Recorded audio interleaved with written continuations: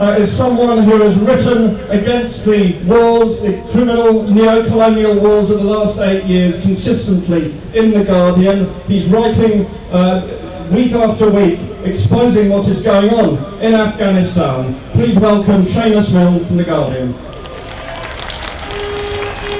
Thanks very much, Chair, and welcome to everybody here today. It's now 8 years this month since the war on terror was launched with the invasion of Afghanistan.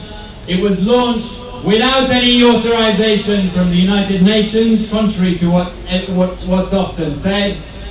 It was launched supposedly in response to the 9/11 attacks, which were of course planned and trained for in Germany and the US. We were told it would all be over by Christmas, that women were throwing off their burqas and kites were flying, and that those of us, including the Stop the War Coalition, who were saying that this would lead to a disastrous long-term occupation, were scaremongers. 8 years later, we've been proved right. This is a war that has gone on longer than the Second World War, and it is now escalating into a catastrophic occupation that is engulfing the whole region and drawing in countries from outside. It's a risk to us all. The original aims of the war, if you remember them, the capture or killing of Osama bin Laden, Mullah Omar, the destruction of Al-Qaeda. None of those aims have been achieved 8 years later, nor any of the other aims of a kaleidoscope of different intentions that have been stated for this war.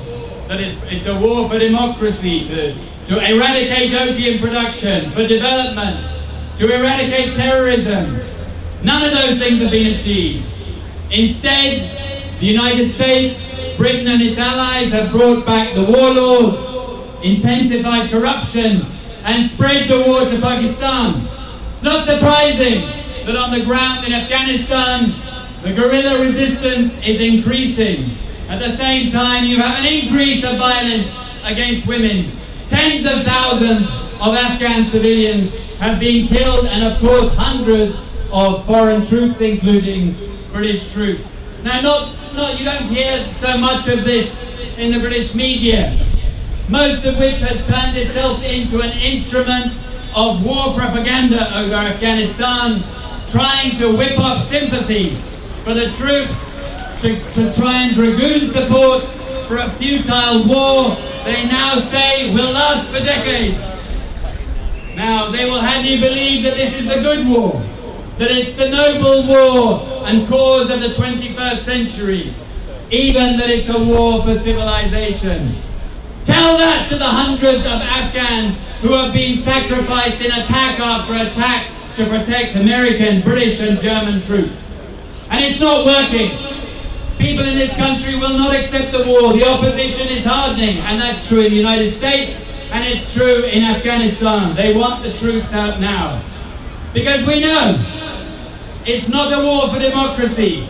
You can see the most fraudulent electoral practices on show for everyone. It's not a war for women's rights. They're going backwards under NATO occupation. It's not a war against opium. Afghanistan has become the opium capital and the heroin capital of the world.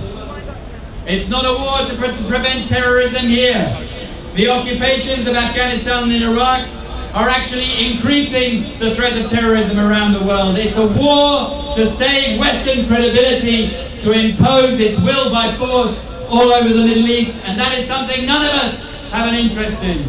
There's only one solution to this war, and that is a negotiated withdrawal, negotiated with all the forces on the ground in Afghanistan and in the region. That includes the Taliban. That's not a reason or a recipe for a bloodbath.